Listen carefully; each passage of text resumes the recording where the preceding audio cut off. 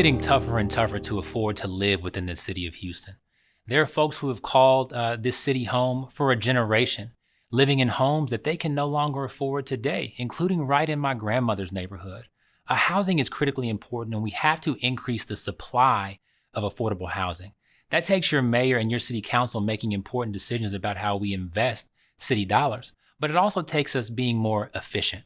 And as your city controller, I can make sure that we're sharing information with our housing department about how world-class cities have addressed this issue and giving them the best practices that they need to step up their game and give us more bang for our buck, ultimately allowing us to have a better shot at living in a fair and comfortable way here in the city that we love.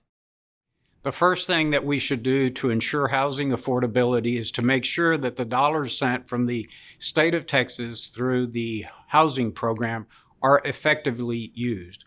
Unfortunately, Houston recently had to send back $60 million to the Housing Authority because the funds were not used. Secondly, we ought to look at amending Chapter 42 of the Code of Ordinances to create more density in the city of Houston. Land costs are expensive, but if we build density, we lower the price of housing in the city of Houston.